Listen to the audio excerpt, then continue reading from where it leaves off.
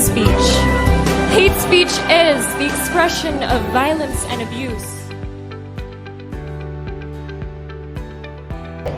Frederica Alexis Kahl, Putri Indonesia dan Miss Universe Indonesia 2019 pernah menyampaikan, hate speech is not a freedom of speech, di mana hate speech atau ujaran kebencian merupakan segala bentuk ekspresi yang mengandung hinaan, provokasi hingga hasutan kebencian pada seseorang individu ataupun kelompok yang didasari oleh agama, suku, ras, gender maupun identitas lainnya.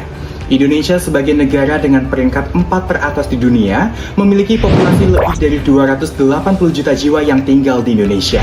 Hal ini menjadikan warga negara Indonesia rentan untuk melakukan hate speech karena pada akhirnya mereka mampu berlindung di balik pasal 28E ayat 3 Undang-Undang Dasar 1945, yaitu setiap warga negara berhak untuk menyampaikan pendapatnya.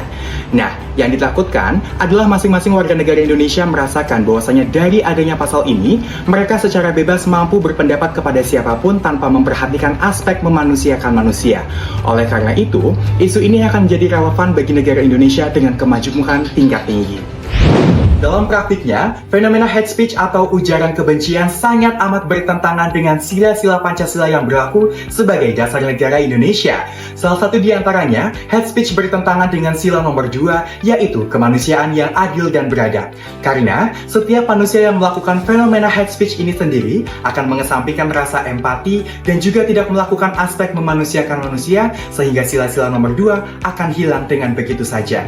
Selain itu, Indonesia dengan tingkat kemajemukan yang sangat amat tinggi, sangat amat rentan untuk dipecah belah baik oleh pihak eksternal maupun internal. Fenomena hate speech atau ujaran kebencian justru hadir sebagai faktor internal yang mampu memecah belah kita semua dan memunculkan paradigma adanya kami versus mereka. Sehingga masing-masing warga negara Indonesia berpikiran untuk berkompetisi antara satu sama lain sebagai dampak dari adanya fenomena hate speech ini sendiri. Selain itu, kehidupan sosial akan dipengaruhi karena pada akhirnya hate speech bertentangan dengan sila kelima, yaitu keadilan sosial bagi seluruh masyarakat Indonesia. Masyarakat Indonesia akan hidup dalam konstruksi dan juga diskriminasi sosial karena adanya tindakan hate speech yang terjadi dan dinormalisasi di kehidupan bermasyarakat, bernegara, dan berbangsa sehari-hari.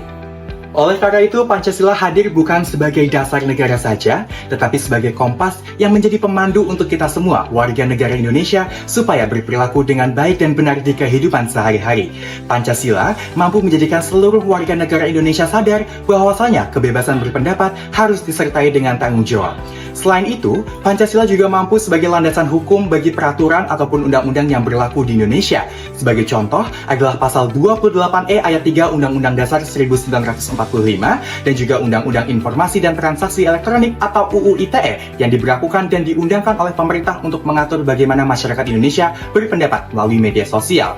Di samping itu, Pancasila juga hadir sebagai salah satu alat kontrol sosial yang mampu melahirkan dan juga menciptakan kebudayaan literasi digital dan mengontrol kita semua dalam berperilaku, khususnya di media sosial dan dalam menghindari fenomena hate speech di Indonesia.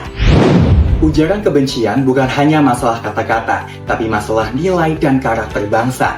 Dengan mengamalkan nilai Pancasila, kita sudah berarti menjaga rasa kemanusiaan dan persatuan di Indonesia.